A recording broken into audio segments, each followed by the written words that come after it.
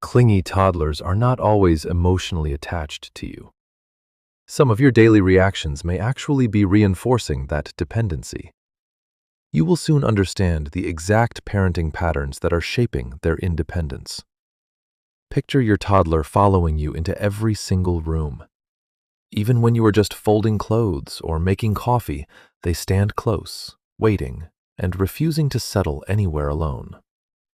You know you should let them play independently, but it always feels easier to respond, to help, or to guide them back.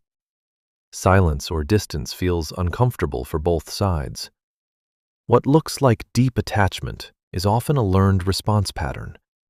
It does not come from one single moment, but from repeated small interactions that form an invisible reinforcement loop. This is not about blaming your behavior.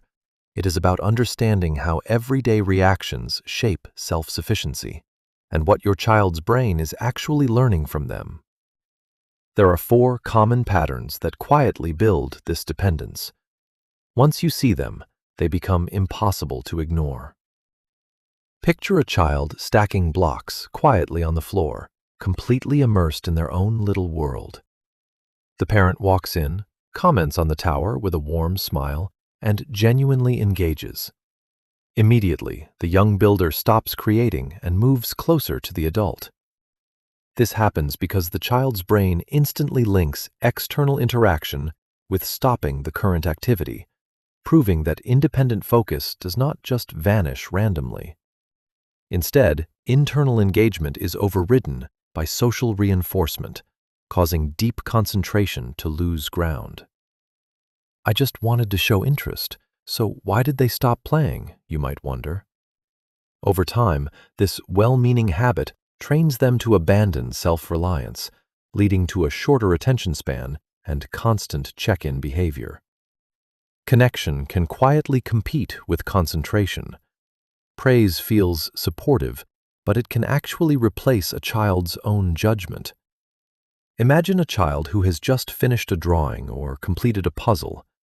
The parent immediately responds with phrases like, "Good job," or "You are so smart." Instead of celebrating immediately, the child pauses, staring at the adult's face to wait for a reaction before smiling. This shift occurs because the young brain begins to associate success strictly with external confirmation. When this happens, their internal self-evaluation system is not strengthened, as approval becomes the primary reward trigger. Why does my child look at me before feeling proud, you might wonder? The answer is that their pride is not being built internally. It is being borrowed externally. Over time, this dynamic creates low persistence under difficulty, high validation-seeking behavior, and a tendency to avoid challenges when feedback is absent. If approval is required, confidence cannot stabilize. Next, we will reveal how a no environment shapes fear-based exploration. Safety is necessary, but too much correction changes behavior patterns completely. Picture a toddler moving around the house, curiously touching different objects. The parent follows closely, repeatedly saying no or be careful. Soon, the child begins to return to the parent more often, hesitating deeply before touching anything at all.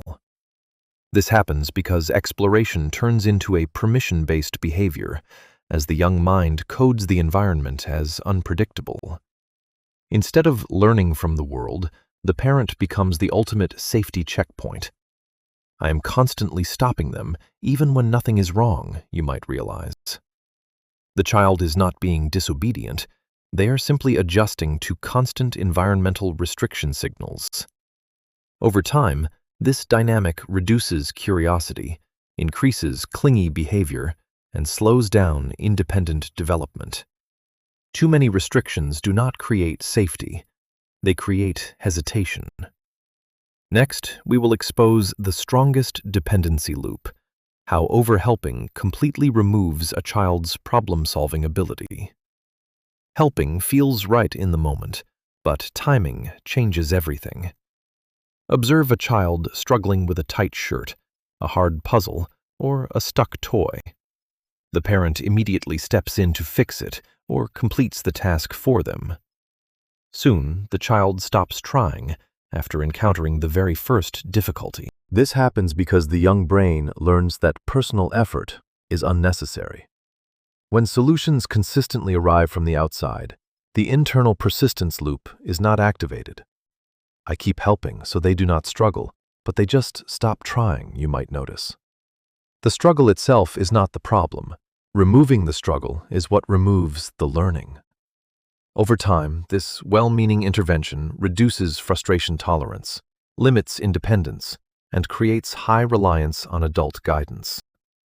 Independence is built in the exact moments you choose not to step in. Final insights lead into how these behaviors integrate and how we can shift the entire system. Your child is not becoming clingy on their own.